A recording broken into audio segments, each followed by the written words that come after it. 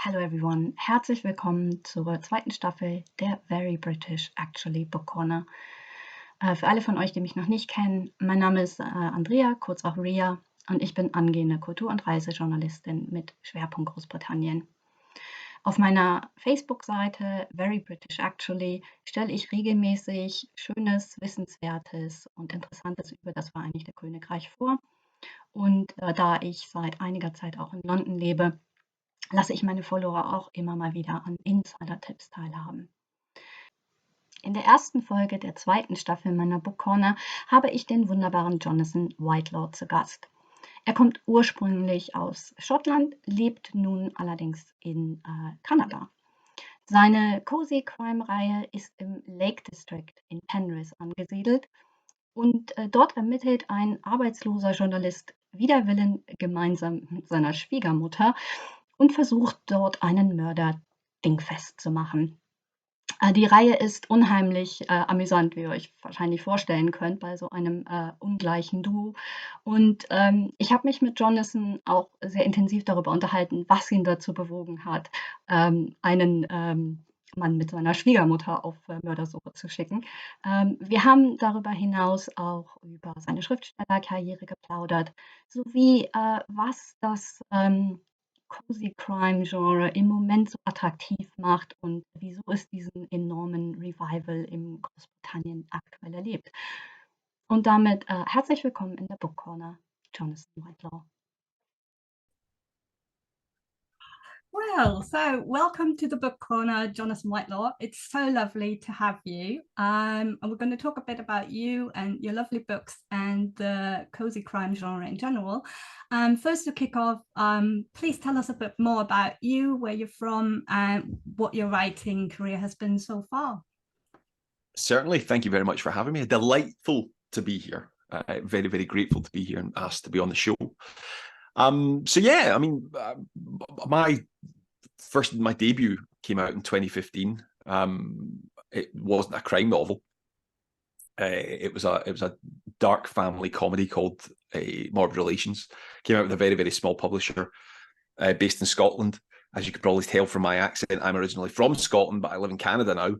And I've been writing professionally ever since. So that was 2015. So gosh, it's nearly 10 years. So my most recent books are the Bingo Hall Detective series, which are based in Cumbria in the Lake District of the UK, and it follows a mother-in-law and son-in-law amateur detective duo, Amita and Jason, as they hunt down killers in and around Penrith and the bucolic splendour of the Lake District. And I'm delighted to say that it's an award-winning series now, which I'm still pinching myself over. I very luckily and humbly accepted the Lakeland Book of the Year Prize for Fiction for the Bingo Hall Detectives, which came out in 2022. The most recent one came out earlier this year, The Village Hall Vendetta. And at time of recording, I have submitted the first draft to my editor of the third one, and I'm not allowed to tell you the title. Not through any sort of subterfuge or anything like that. It's just we haven't finalized the title. I am terrible, Ria. I am awful at titles. This is no secret. This is I humbly and happily admit that I am not the title master that I maybe make myself out to be. But I have a wonderful editor, Jen Pegg at Harper North, who's wonderful at it, is fantastic at it. So she takes all the credit, deservedly so. In fact, I said that, would you believe I said that in my acceptance speech of my award in July. I went up to get the gong, and I said, I mentioned that the Bingo Hall Detectives, I've been complimented on the title of it since the book series came out, or since it was announced. And I said I can't really take any of the credit because that's all my wonderful editor's work.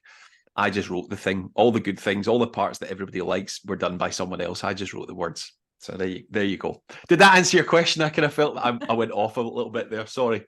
No, that's no problem. So first of all, congratulations for that. I Thank you very much. When I saw it, it was just brilliant, and it very well deserved because the Bingo Hall Detectives are just great. Bless you.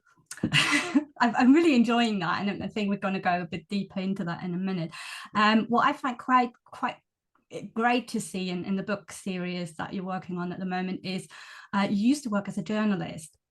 Yep. And so there are lots of references of you know, how Jason kind of, you know, when he went to uni, what his kind of, yeah. you know, his heroes as journalist was, and because he's out of work, so he's struggling, his days like more or less passing by, and he's more or less watching in front of the telly, just the football, and then his mother-in-law comes in and more or less gives him a scolding to kind of like, Jason, get yourself together, you know, you were so brilliant, you're so bright, what happened to you?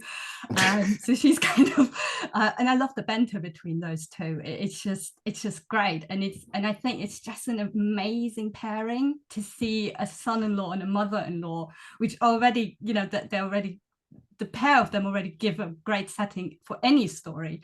But I think in the crime genre, it feels so unique and fresh, but the banter is so familiar for, you know, other formats, so, you know, from comedy crime dramas like Castle, you know, that's where they kind of like have this back and forth, but because you have this kind of defined relationship that isn't going to change, that kind of, we know it's going to continue, which I just That's very, very kind of you. Very kind of you. Yeah, it's I always say about that relationship between in-laws is that usually what you find is, not always obviously, but usually what you find is it's two very, very different people, two completely different people who, if they didn't have that singular person in the middle of the Venn diagram, they wouldn't hang out. They probably wouldn't know each other. They certainly wouldn't spend any time with each other, but lo and behold, they get thrown together. And exactly as you say, that's them, you know, potentially stuck together for life. And I think when I came up with the idea for the Bingo Hall Detectives and in particular Jason and Amita, I think what I wanted to do was I wanted to avoid the stereotypes of the mother-in-law joke. So, you know, that's been a staple, or indeed it was a staple of stand-up comedy routines for, you know, a million years. And I wanted to avoid going down the route of having just the easy gag about, oh, my mother-in-law does this, or what have you, you know, having this sort of fierce dragon type figure and always being told from the sort of sympathetic side of the son-in-law. So it was a very, very conscious decision on my part to make sure that both Jason and Amita got a fair crack of the whip when it comes to back and forth. You know, exactly as you said, Ria, it's you know, Amita is a 70-something, so I think she's 70 in the first book. She's a pillar of the community. She's a member of all these WhatsApp groups and Facebook groups, and she knows everyone in and around Penrith. In fact, Jason nicknames her the Sheriff of Penrith throughout the book series, which irritates her. Obviously, it irritates her because it's a nickname from her son-in-law. And he's an out-of-work journalist. You know, he was a local journalist for a long time, and the local newspaper closed down. And when we joined the action, he's trying to get a new job. So, you know, both of them are flawed. Both of them, I think, complement each other. Whether they acknowledge that or not, that depends on the situation, depends on the scenario. And I've always been fascinated by characters who don't necessarily get on or don't necessarily want to get on, but they always have to pull together for a common goal. So in the case of the Bingo Hall Detectives, in the first one, it's a murder. The second one, it's a murder as well. Obviously, spot the trend, spot the crime writer. And I think that throws up a really, really interesting dynamic and a really, really interesting platform for conflict. And I love reading characters who are constantly in conflict with each other, but ultimately have to join together to in this case solve a grisly murder in and around the Lake District. But it's but yeah, I have a lot of fun writing those two. You know, some of the dialogue and some of the scenes and cooking up. I have more fun cooking up scenarios where they don't get on than I do coming up with how they solve the crime, which is it might seem a bit bizarre because obviously, you know, when you're writing crime and things like that, there's always got to be a resolution, and you've got to get to the end point at some point, which we do obviously, but getting there, that was the tricky thing. That's the tricky thing that I found actually when I started writing the Village Hall Vendetta, was because at the end of without going into too many spoilers, obviously, at the end of the Bingo Hall Detectives, the relationship between Jason and Amita is arguably a lot healthier than it is at the start of the book. But then you try and carry some of that over to the second one because, like I said, that's what I enjoy writing. That's what I enjoy doing. I think that at the core, I think that conflict, but also that sense of togetherness is at the core of their relationship. And so you have to strike that balance between everything being hunky-dory and nice at the end of one book to going back to being, you know, fighting like cat and dogs at the start of the second one. And hopefully it's evolved. Hopefully the relationship's evolved. It's something that I was very conscious of when I sat down to write it. And then, of course, when you get to the third book, then you've got to start all over again. So it's good fun. It's a good challenge. It's a good challenge. It's one of the interesting things about Cosy Crime. Unlike other elements of crime fiction, is that invariably you have amateurs who are the ones solving the murder. In this case, a murder. And when you get to the third book, you have to start thinking, right, okay, what's the motivation here? Why has this happened now to these two amateurs, these two regular people 3 times? You know, and why where's the police force in all of this, and why aren't they stepping in? But the good thing about Cosy Crime is that I think that it's pure escapism. Cosy crime as a subgenre of crime is total escapism, and I think readers are very, very forgiving when it comes to that, because ultimately they want to spend time with those characters. You know, the fact that you've got a pensioner and an old age pensioner, an elderly person running around with an out of work journalist trying to solve murders, when there's a perfectly competent police force there who can't seem to find who can't crack the case. I think there's always that element of it, and I do it as well because I love Cosy Crime. You check your sensibilities to a certain degree out of the door when you sit down and read it, and that's again the challenge is trying to repay that loyalty from the readers.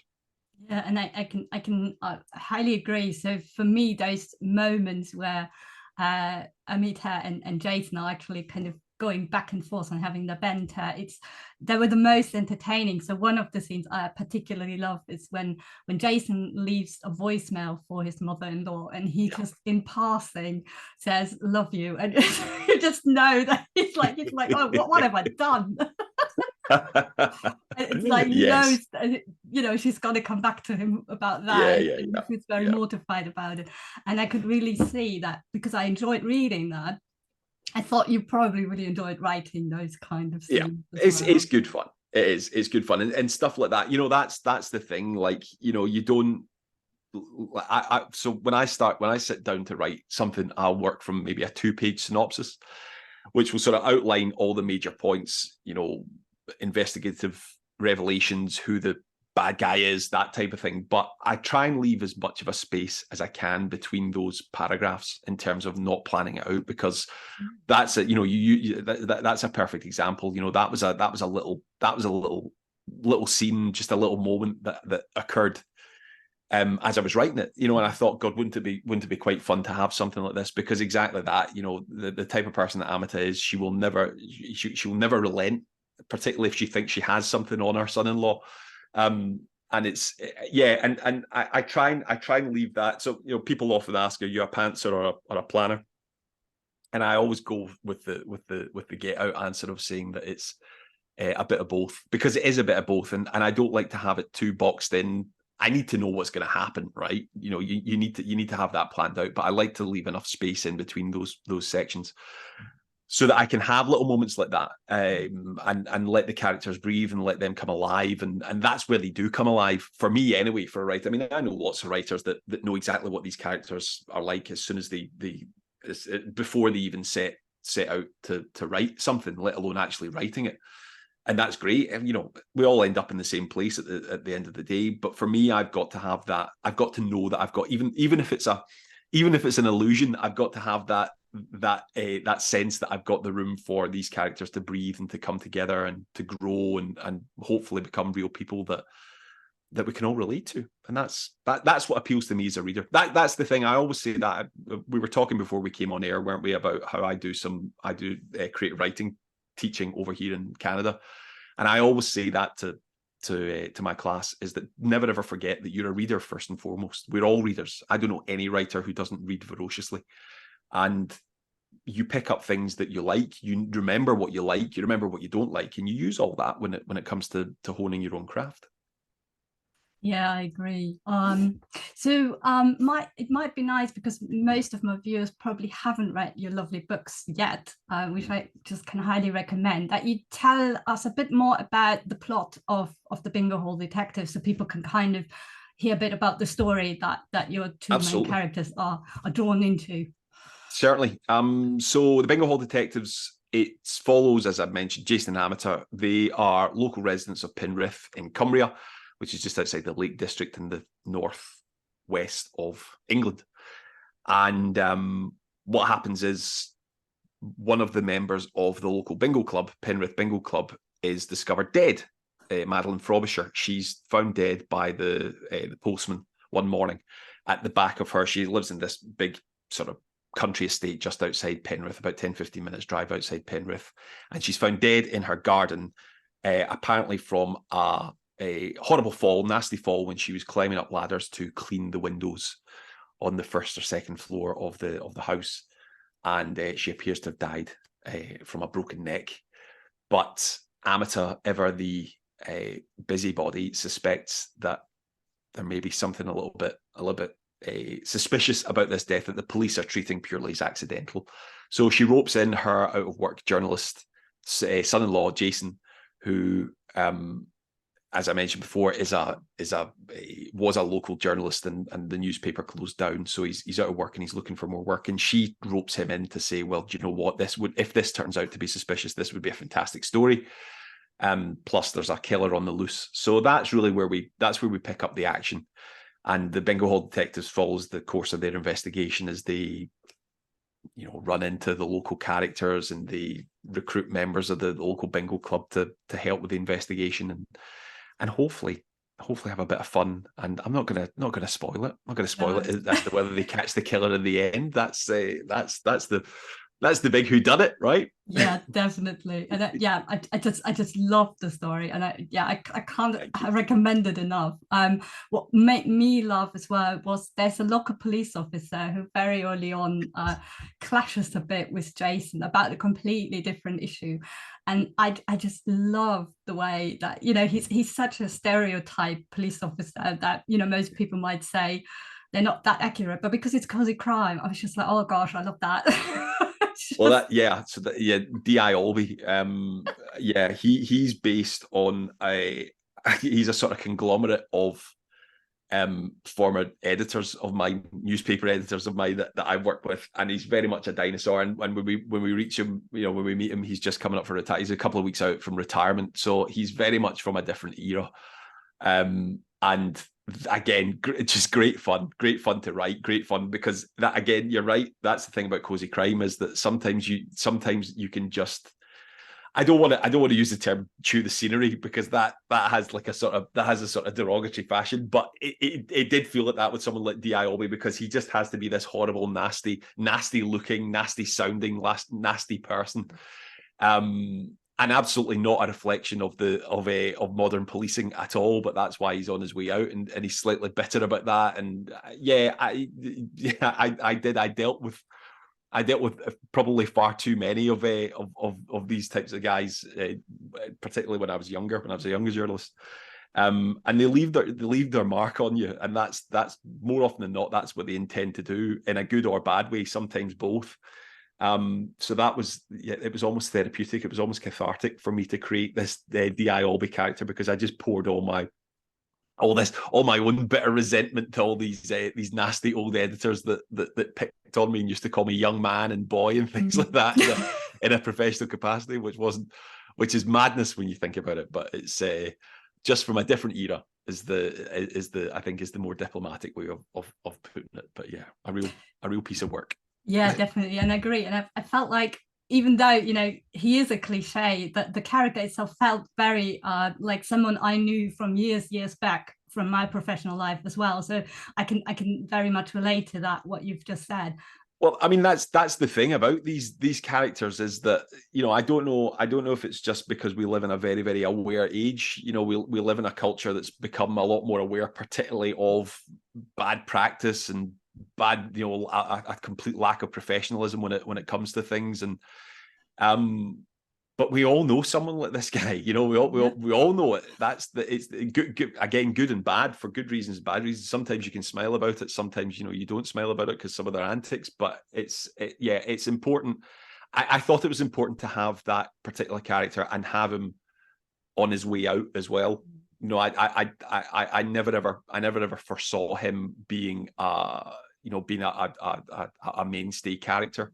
I was always very aware that he plays his role within the course of the story, but that's it.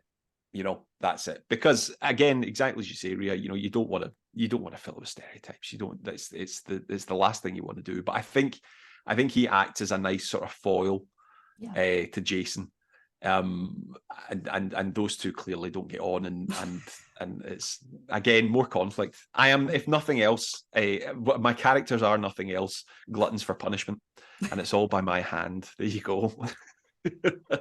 No, but it was definitely highly entertaining, and it didn't feel over the top. Although I have to admit, I don't really mind those stuff. It's not like I don't like procedural. They have their place as well, and I think it's great that they are there. But those kind of crimes, it reminds me of Columbo, and I'm a really big Columbo fan. So I would always watch the rewatches and everything. And he just goes to a crime scene. He eats there. He uses the phone.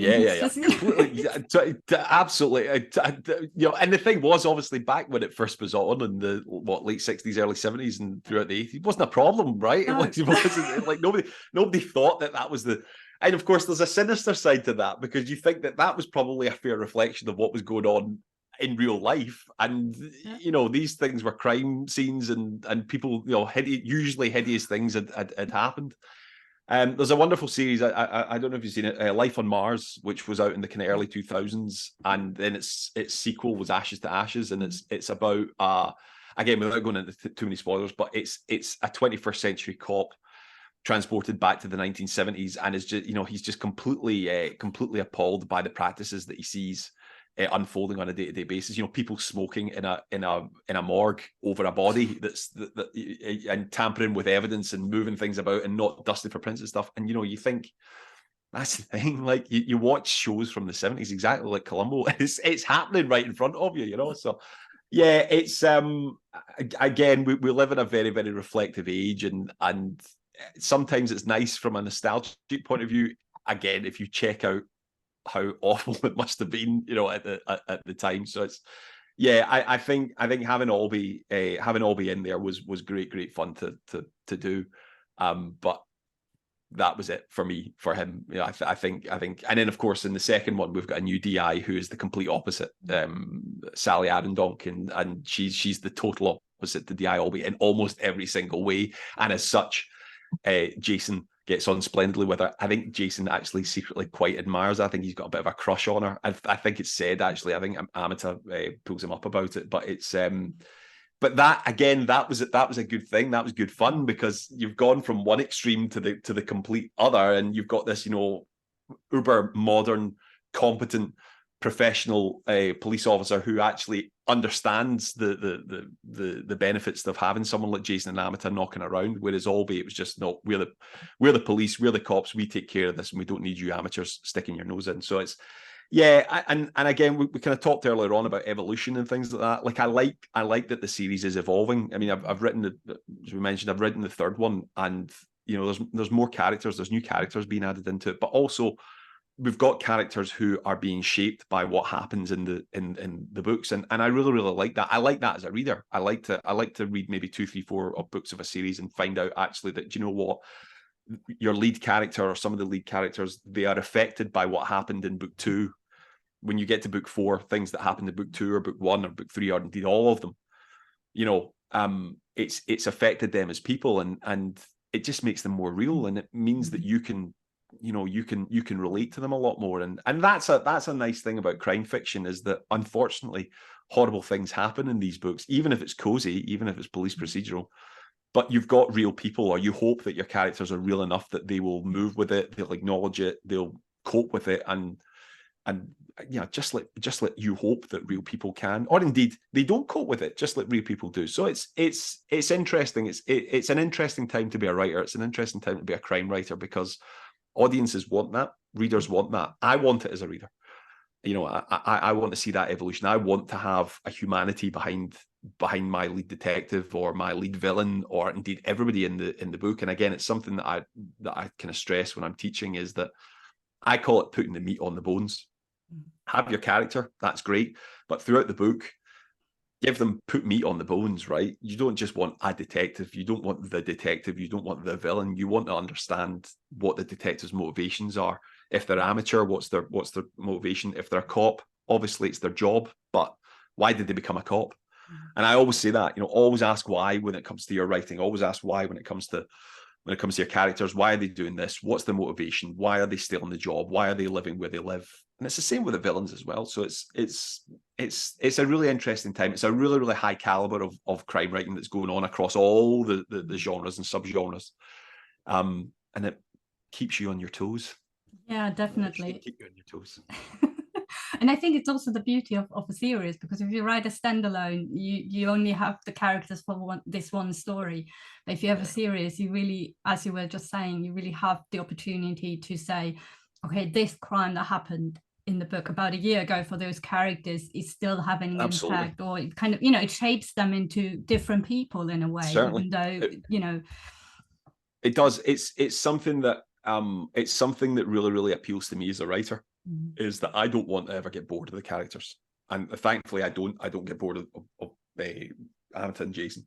I absolutely adore writing for them. And I look forward to it. I look forward to sitting down at the laptop or sitting down at the computer and spending more time with them. And a lot of that, I think, comes about through that evolution. And we talked about it earlier on. The relationship between the two of them at the end of the first book is very different to what it is when we first meet them. And then in turn, that gets carried over into and things like, the great thing about Cosy Crime is that there's always a lot of humor in it. There's always a sort of great stress and humor. And I love a recurring gag. I love a recurring joke in everything that I read and everything that I watch. I love a joke that continues throughout and different spins on it and things like that. So I mentioned that Jason calls Amita the sheriff of Penrith, and that really, really irritates her. It really, really irritates her getting that. Now, we haven't really explored why it irritates her, which we will eventually, no doubt. But it just really winds her up, and that kind of puts her into this little box of being angry with him again and stuff. And that kind of cropping up every now and then is great fun, because again, it creates this conflict and there'll be a fallout from it and things like that. So that's something that I'm very, very grateful of with a series, is that you get to play around in that play box and that sandbox with these characters and see how they change, and how Amita reacts at the end of the Village Hall vendetta, for example, to something might be very different to how she would have reacted at the start of the Bingo Hall Detectives a book ago. And it's the same with the third one. There's been times where I was writing dialogue or putting them into a certain situation, and I thought, oh, hold on, wait a minute, Amita probably would have been like that when I first crafted the character now 2.5, 3 years ago. But would she do that now 3 books into the series and everything that's happened to her? Yes, no. Would it be a slightly different reaction? Would it be, whatever? And I like that. I like having that. And again, it comes from me being a reader, and it comes from me reading things and seeing what authors are doing and how they're evolving their characters and bringing those characters to life and making them appear more real. Because that's the thing, we're all human beings, right? I'm not the same person I was 5 years ago, 10 years ago, 20 years ago. Of course I'm not. None of us are. Good and bad, it's not always about the good things and the bad things. And I think again, that appeals to me as a reader. I want to see characters with flaws. I want to know that they're flawed, because it makes me feel better about myself, because I'm incredibly flawed. Yeah. And it also shies away a bit from the idea of the hero who's just, good or bad. But, I think it's always this kind of balance. Someone has a conscience or not a conscience. Absolutely. Absolutely that. There was an interesting, we talked about it off air, didn't we? I was at a festival conference in Calgary at the start of August. And one of the panels that we were on was talking about character and talking about that sort of, the creation of character and characterization. And one of the other panelists mentioned Captain America, Steve Rogers, in the Marvel books, and now obviously the cinema and stuff like that in the movies. And the interesting thing about Captain America is that, he's the Boy Scout. He's the classic Boy Scout. He'll always stand up. He doesn't like bullies. The character very much started off in that quite two-dimensional role where he always did the right thing, a bit like Superman, for example. But the difference with someone like Captain America throughout the course of the characters now, whatever it is, 80-year history, his flaws have come about because he is so rigid. And that's been explored by writers. So, you know, the Civil War, they made it in a movie, I'm pretty sure, but the Civil War comic storyline is that, you know, Captain America very much was against superheroes having to declare their superpowers to the government, because it was, you know, he worried that they would become weapons and things. And he falls out with a lot of other superheroes over this, and you know, that's great, because he falls out with it because he feels so strongly about his own the character feels so strongly about his own morals, but in actual fact that's a kind of weakness that's exploited by his enemies and things like that. Whereas, you know, that's what you want a character that's been so well honed and so well crafted that actually the good things that make him who he is are a flaw. And yeah, I'd never really thought about it that way, because I'm a big comics fan, and I'd never ever kind of looked at the character in that sort of that deconstructed method, and it's exactly right. I mean, that's an evolution of a character. That's the characterization from the writers, and that's what we should all be doing as writers, is making sure that, you know, when a reader picks up the book, if they've been loyal enough and they've been grateful enough to be picking up the not grateful, sorry, the writers are always grateful, but if they've been loyal enough and generous enough to have picked up the second or third or fourth or 10th book in the series, you know, they're going to know that everything that happened has happened, and that affects people, and little things, big things, it doesn't really matter. It's about trying to repay that loyalty, because, as I said, we're all readers first and foremost, and when that happens, and when you feel that you feel that character has evolved, then it makes such a difference, and you appreciate it all the more, because it's real, it's human. Yeah, I couldn't agree more. Yeah, definitely. So what about the setting? Because I know you were very keen to actually, or you were, I think I read that somewhere, that you always knew you wanted to have those characters be in that kind of setting. And I was just wondering if you could tell us a bit more about that. I think that's certainly interesting. So it's set in, as mentioned, in and around the Lake District in the UK, which is in the northwest of England. And as someone who grew up in Scotland, like, the only time, I mean, we spent a lot of time down in the Lake District as a family, and then subsequently with my wife. So it's always been a very, very strong part, very, very prominent part of my life. The weird thing is, when you grow up in Scotland, you only ever really, unless you're going specifically to places like Penrith, you only ever whiz through Cumbria when you're going down to Manchester or London or wherever. And it's always one of these places that almost you blink and you miss it. And it's absolutely stunning. I mean, as a place, as an area, it's the scenery there is absolutely stunning. There's national parks and all the rest of it. And it's got a glorious history when it comes to art and artists who've tried to recapture some of that beauty in their paintings and literature and things like that. But I think what I love about it is, what I love about Cumbria in particular is that sort of duality that you get. You know, there are acres and acres and acres of untamed countryside, and stunning hills and fells and valleys and lakes, obviously, and rivers.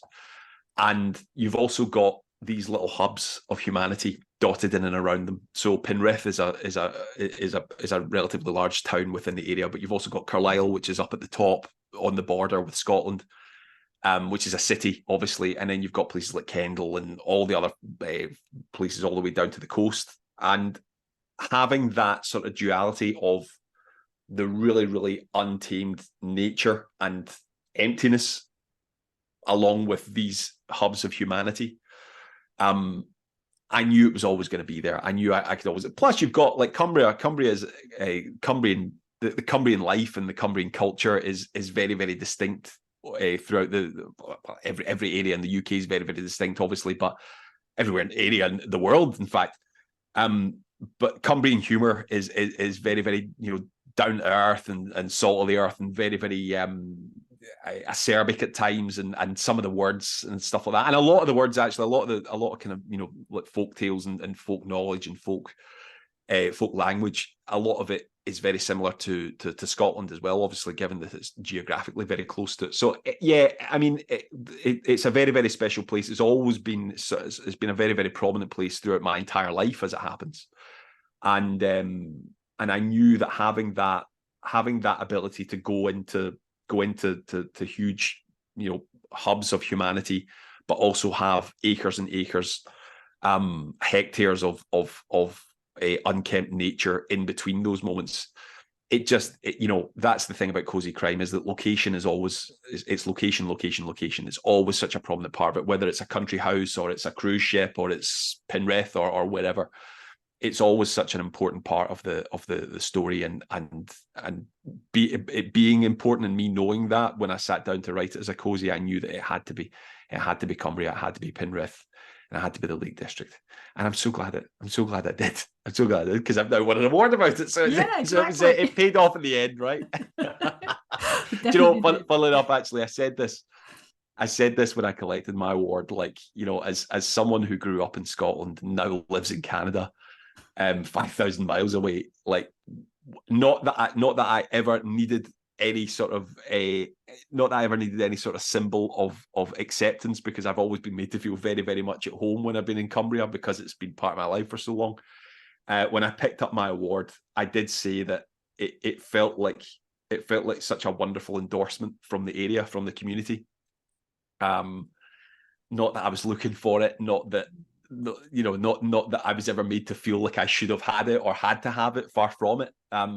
However, it did feel like a lovely endorsement, that it felt that, the spiritual home, the actual home of the books, and my spiritual home, had picked up an award, and I was doing my bit for Cumbria, and in my very, very small way, paying tribute to such a wonderful area and such a wonderful region, and an absolutely beautiful part of the world, and it is world leading as a place. So that was pretty cool. Yeah, I can imagine. Quite moving, isn't it? In a way. Yeah, absolutely. Yeah, it really was. Yeah, or it is. It remains. Yeah. That's brilliant. So yeah, we were just talking about the setting and the cozy crime itself, and I just thought that to kind of round it all up, we've seen in the UK here a lot of kind of a revival of the cozy crime genre in a way, and I think Richard Osman was one of those who kind of were early Absolutely. on. So obviously he had a huge impact, but I think that's not the only reason why people were so keen on going back to the cozy crime genre, me included. So I've always loved it. I've always been an Agatha Christie fan, and those kind of Midsummer Murder stuff that never gets boring, because it's just those ridiculous crimes that are happening that are just make you laugh. Well, Midsummer's body count over the last 20-25 years for such a small place is, like, they really need to bring the authorities in there and have a look at what's going wrong, right? Yeah, who's actually doing that? Who's the real killer here? Yes. Unbelievable. Yeah. But I think that it's not just those who've always been around. You can see so many books coming out, and they're really reaching the audience. So people are really, really keen of reading them. So I wish, I just thought we might have a chat about what you think. What was the major impact of this kind of revival of the golden age? So I think there have been studies, there have been scientific studies by people a lot cleverer than I am and ever will be, that have shown historically that at times of sort of crisis, at times of national crisis, global crisis, that type of thing, you will see an uptake in popularity of traditional mysteries and cozy mysteries and things like that. And of course, the years that we've had recently have probably been the most taxing that any of us are ever likely to come across, and it's not a coincidence, and there's clearly some science behind it that shows that the uptake of cozy has come along at the right time, or indeed maybe it was always going to happen, regardless of the big hitters. Again, going back to what I was mentioning about being a reader, it's total escapism. Cozy crime is total escapism. When you pick up a cozy crime, even from just what the cover looks like, even just the cover of a cozy crime novel, it will set you on that psychological path that that you've got a big woolen blanket around your shoulders, and you know that even though there's going to be some terrible things that will happen to people, the way that it's told, the way that it's packaged, the way that the writer puts things across. I always say this about cozy crime: the knife still goes in, right? There's always still a murder, which is one of the most horrible things that ever happened to anybody. Obviously, of course it is, but you just never see the knife go in. You don't get that blow-by-blow description of what happens when the knife goes in and how it goes in and all the rest of it. The knife's either already in there or it happens off screen, and it's just about who did it and why and all the rest of it. And I think having that as a safety blanket, sometimes literally a blanket wrapped around you when you sit down and read Cosy Crime, which I highly recommend, having that safety net there to know that while things might get bad, they're never going to get that bad. And this, I always add the caveat that, like, I love a police procedural as much as anybody else. I love to read about horrible murders and terrible things happening to good people, and that makes me sound like an awful person, but it's true, right? And getting that blow by blow description as to what's happened, plus the very, very forensic detail when it comes to the investigation and the analysis and all the sort of intra-politics that go on. And it's not to say that you don't get this in Cosy Crime. Far from it, actually. You can and do still get this type of stuff in cozy novels.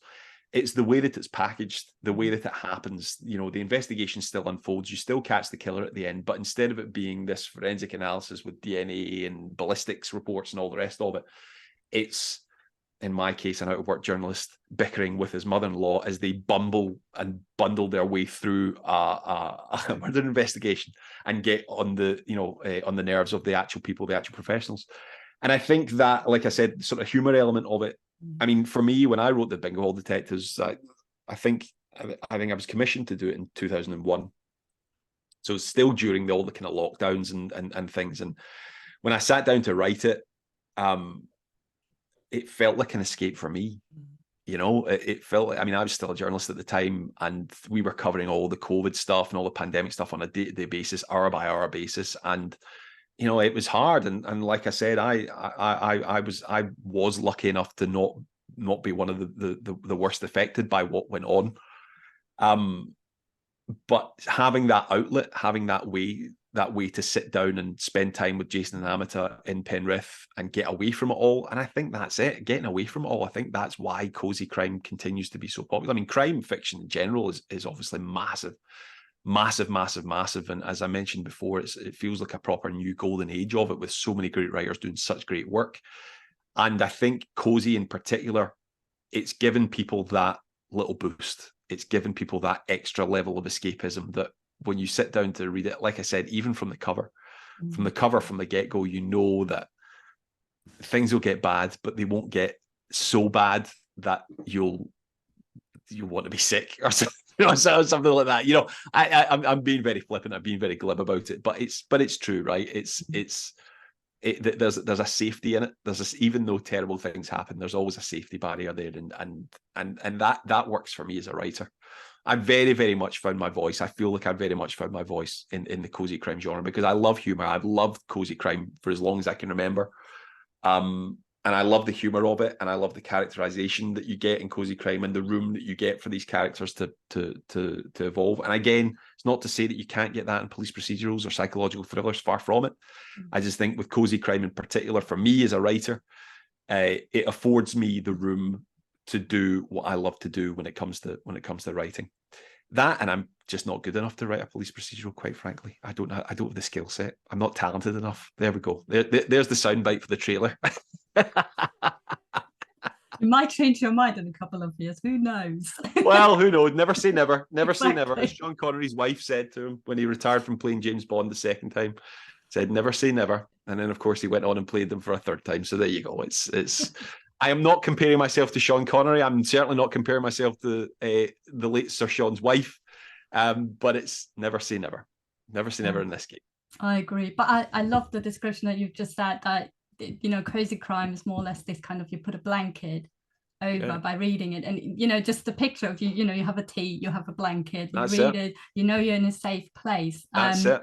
And I think that really is this kind of subgenre that maybe didn't have that much attention before, because psychological thriller, they're still big, so there's still a big audience.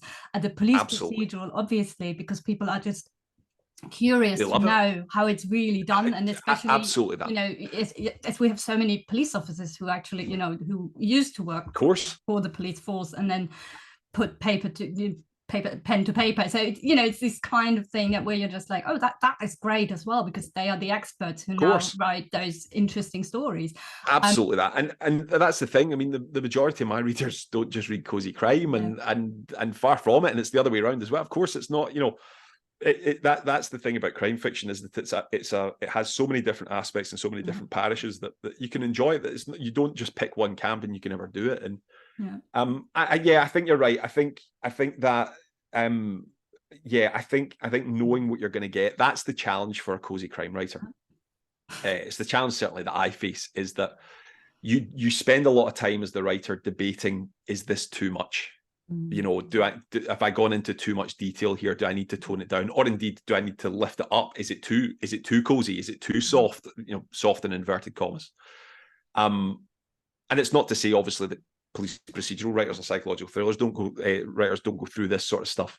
Far from it. It's different horses for different courses, of course. But I think with Cosy Crime, I think you always run that gamut as to making sure that it's not saccharine. It's not saccharine sweet. It's still a crime novel. There's still got to be a horrible murder, usually a murder that has to be solved, and murder is a nasty business.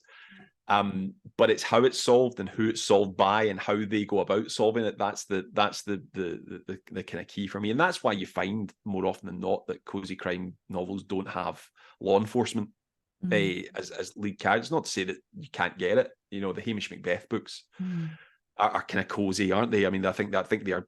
I don't think I'm doing anybody a disservice by saying that they are branded as cozy. And Hamish Macbeth is a small town, a small village police officer. He's the only police officer in the place. But more often than not, you find that it's rank amateurs who accidentally make their way from one level of the investigation as well. It's another thing that I do in teaching as well, is that, and interestingly, if I've spoken to police officers, retired law enforcement people, the thing about a murder investigation, grimly, is that the vast majority of them, the victim, 2 minutes before the victim becomes the victim, they didn't know that they were going to be murdered, and 2 minutes before the killer becomes the killer, they didn't know that they were going to be a killer. So it's called a deadly encounter or something like that. There's a phrase for it that's used in law enforcement, which means that the killers are usually caught very, very quickly, because if you don't know that you're going to be a killer in the next 2 minutes, you've not thought about who you texted the last time you texted them. You don't think about the cameras that are in that are everywhere as you go from one room to another, one place to another. So invariably they're caught very quickly. Whereas in crime fiction, if that happened, if you followed it by the letter of the law, you'd be finished probably before the end of the first chapter, maybe two. You might be able to stretch it out to 2 chapters. Nobody wants to read 6,000 words of a crime novel. They want 80, 90,000 words. And of course, the thing is with Cosy Crime is that you don't have the knowledge of ballistics and forensic analysis and all the rest of it. You don't have all that to your disposal to work through as the investigation. But you've still got to fill the 90,000 words. So what you fill it with is character and location and little moments and conflict and things like that. And dialogue, obviously, is very, very, very, very important. So yeah, it's just as I said, it's different horses for different courses. And for me, Cosy Crime has been a wonderful asset, not just from a career point of view, but from a personal one as well, because it is escapism. It's as much escapism for me as the writer to sit down and write these wonderful characters and in this wonderful setting, as it is hopefully for the reader. Hopefully. Well, I agree. Bless you. it was so lovely to chat with you. I can't believe that we've always been chatting for an hour. So wow. Yes, that went by very quickly.